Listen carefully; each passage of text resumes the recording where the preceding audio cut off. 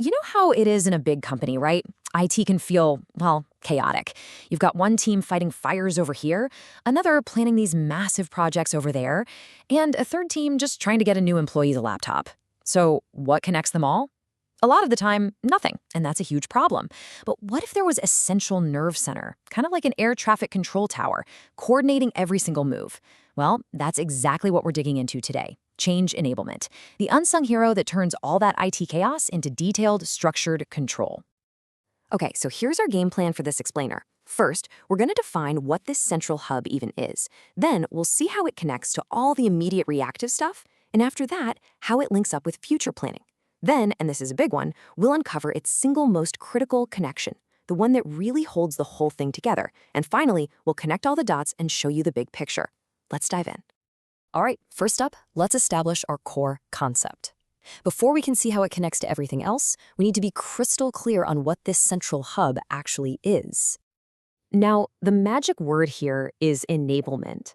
This is not about being the department of no that just blocks change with a bunch of red tape. It's all about making sure change happens successfully. The best way to think about it is an air traffic controller for IT. Their job isn't to keep planes on the ground, right? It's to guide every single change, from a tiny little patch to a huge system launch, so that it lands safely without causing a disaster. It's all about that perfect balance between speed and stability.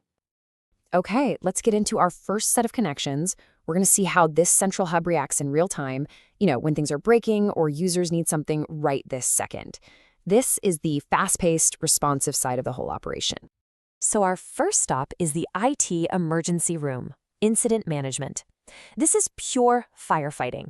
When a server crashes or some critical application goes down, this is the team that gets that dreaded page at 3 in the morning to get things back online ASAP. And here's where the two connect. When a really critical service goes down, we're talking a major incident. The firefighters might figure out a fix, but they can't just ram it through into the live system. I mean, what if that fix makes things even worse? They need an emergency change authorized. Change enablement is that calm voice in the middle of the crisis, instantly weighing the risk of deploying the fix against the risk of the ongoing outage and giving that critical green light. It's all about keeping control, even when everything feels like it's on fire. Now, on the complete flip side of emergencies, we have service request management. This isn't about fixing broken things at all.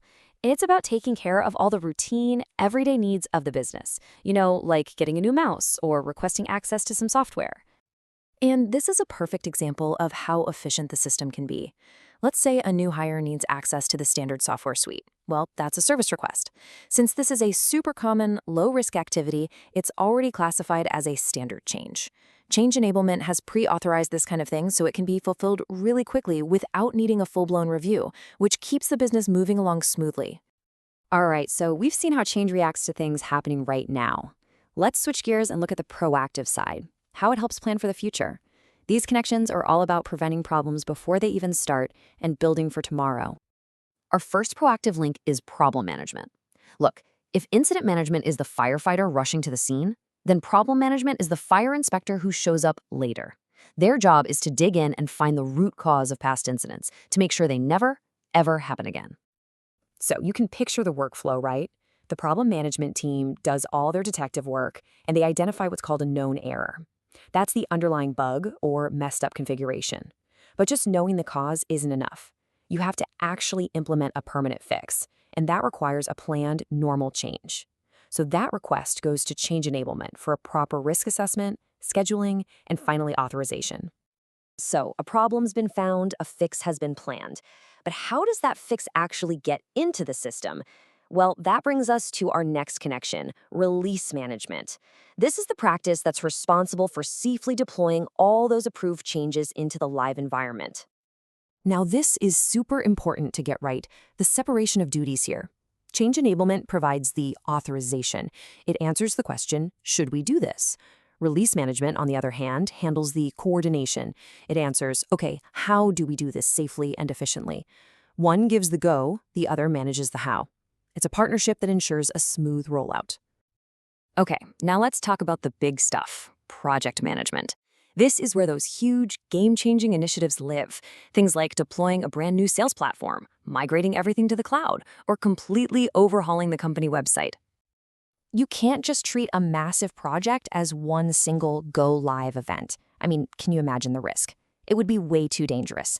So instead, a big project gets broken down into a whole portfolio of smaller, more manageable changes.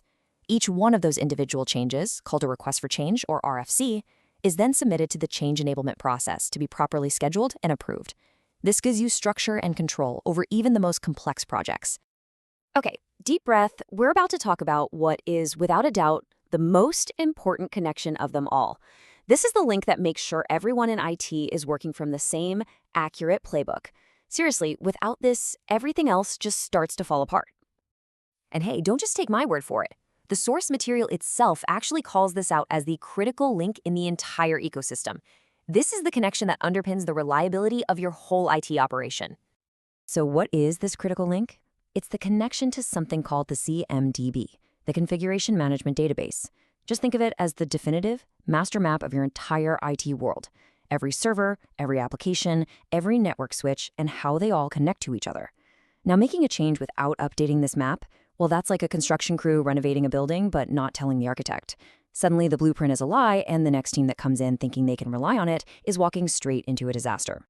So this right here, this is the simple, absolutely non-negotiable cycle that makes it all work.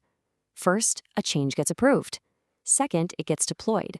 And third, and this is the step everyone forgets, but it's the most important, the CMDB gets updated.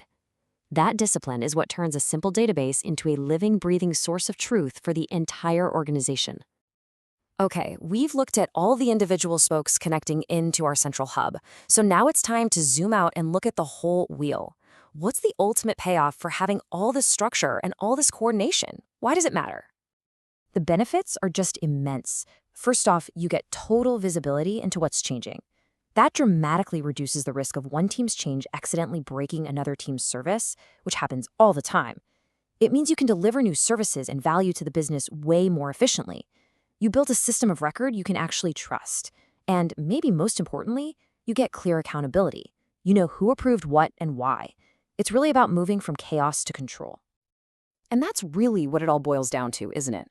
When you start to see change enablement as this central hub, you realize it's not there to slow things down. It's there to provide the structure that prevents everything from falling apart. So the real question to ask is, without these structured connections, how many changes in your organization would just get lost, or fail, or cause some totally unexpected outage? It's definitely something to think about.